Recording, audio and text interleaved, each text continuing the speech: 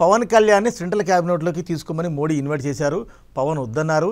నేను స్టేట్ పాలిటిక్స్లో ఉంటాన్నారు. అంటే ఎందుకు పవన్ కళ్యాణ్కి ప్రాతినిధ్యం లేకపోయినా, అంటే పవన్ కళ్యాణ్ ఆయన ఎంపీగా గెలవకపోయినా ఆయన్ని మాత్రమే సెంట్రల్ క్యాబినెట్లో ఉండాలని ఈ ప్రచారమా అసలు ఏంది?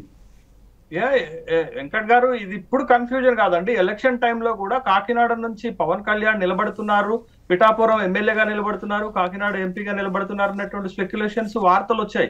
ఏదో బట్ లిటిల్ బిట్ కన్ఫ్యూజన్ అయితే అక్కడ ఉన్నట్టుగా మనకి కనపడుతుంది. నేను అనేది విఠలన్న, నేను అనేది ఏంటంటే మొత్తం కేంద్ర కేబినెట్ లో ఒక్క లోక్సభ స్థానం గెలిచినటువంటి పార్టీలకు కూడా మంత్రి పదవులు ఇచ్చారు. జనసేన రెండు ఎంపీ స్థానాలు పవన్ కళ్యాణ్ మాకు ఆత్మీయ మోడీ గారికి సొంత కొడుకులాగా పవన్ కళ్యాణ్ సొంత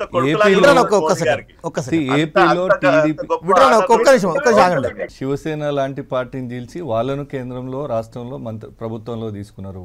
తర్వాత ఇది ఎల్జేపీ ఇంకొక ఉదాహరణ.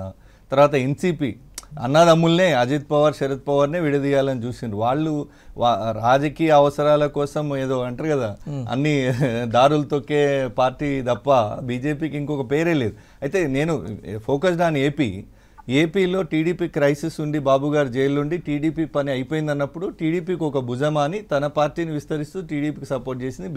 బీజేపీ టీడీపీల కలయికలో కూడా పవన్ కళ్యాణ్ది చాలా కీలకమైన పాత్ర. రెండోది 17% ఆంధ్ర ప్రజలు వేసిన ఓట్లలో 17% ఓట్లు తెచ్చుకున్నది జనసేన. దాని ఇంపాక్ట్ డెఫినెట్గా ఓట్ ట్రాన్స్ఫర్ ఉంది కాబట్టి ఈ రిజల్ట్ చూసినామని. అట్లాంటి పవన్ కళ్యాణ్కు కేంద్రంలో మంత్రి పదవి ఆయన గెలిచిన ఎంపీలకు ఇచ్చి రాష్ట్రంలో ముఖ్య హోదాలు ఉండాలని ఏ పార్టీ నాయకుడైనా ఆలోచిస్తాడు ఐడియల్లీ.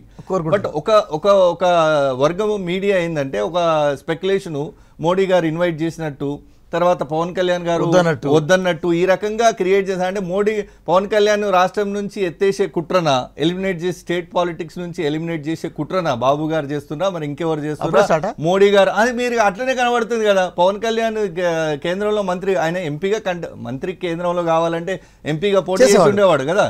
ఈ వేవ్ లో డెఫినెట్ గా గెలిచేవాడు. సో ఆయన కేంద్రంలోకి తీసుకుంటామని, ఆయన ఎంపీలకు మంత్రి పదవి లేదు.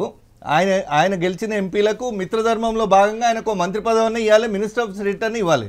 అది ఇగ్నోర్ చేసింది బీజేపీ. మిత్రధర్మానికి వాళ్ళు ఇప్పుడు ఎన్సీపీ అజిత్ పవార్ ప్రఫుల్ పటేల్ ఎట్లనో పవన్ కళ్యాణ్ పరిస్థితి కూడా అట్లనే అయింది. ఈయనను కేంద్రంలోకి తీసుకొని రాష్ట్రాన్ని మొత్తం బాబు గారి చేతిలో పెట్టే ఆలోచన, లేదా జనసేన పార్టీని మొత్తంగా తుదముట్టించే ఆలోచన ఇప్పటికిప్పుడే అసలు ఎన్నికలు అయిపోయి వారం కాలేదు, ఇన్ని కుట్రలా ఇట్లా ఎట్లా ఇట్లా చెప్పండి వెంకన్న. నేను ఏమంటే పవన్ కళ్యాణ్ అనేది మాకు ఆత్మీయ బంధం ఉంది పవన్ కళ్యాణ్ తోటి. మంత్రి పదవులు ఎందుకు ఇవ్వలేదు? ఒక్క నిమిషం, వారికి ఏకంగా ముఖ్యమంత్రినే మేము ఆఫర్ చేసినాము గతంలో. ఎందుకంటే బీజేపీ జనసేన అలయన్స్ తోటి తెలుగుదేశం పార్టీ వీక్ అయిన సందర్భంలో పవన్ కళ్యాణ్ ముఖ్యమంత్రి గారినే మేము మా పార్టీ తరఫున మీరే ముఖ్యమంత్రి అని డిక్లేర్ చేసి మీరు ఎన్నికలకు వెళ్దామంటే పవన్ కళ్యాణ్ గారు ఒప్పుకోక టీడీపీ తోటి అలయన్స్, ఇప్పుడు it's a fact, TDP BJP alliance Pawan Kalyan అత్యంత కీలకమైన పాత్ర పోషించింది. నాకు తెలిసి కేంద్రంలో ఇంకా 10 సీట్లు ఉన్నాయి, 10 వేకెన్సీస్ ఉన్నాయి. పవన్ కళ్యాణ్ గారు ఏ పేరు ఇస్తే అది కేంద్ర ప్రభుత్వం డెఫినెట్ గా మోడీ గారు చాలా సానుకూలంగా, ఎందుకంటే అత్యంత ఆప్త మిత్రుడు, ఒక కొడుకులాగా కన్న కొడుకులాగా చూసుకుంటాడు పవన్ కళ్యాణ్ గారిని. అంత అద్భుతమైన ఆత్మీయ బంధం ఉంది. ఇలాంటి అనుమానాలు వద్దు, మాకు కొత్త అనుమానాలు సృష్టించకండి.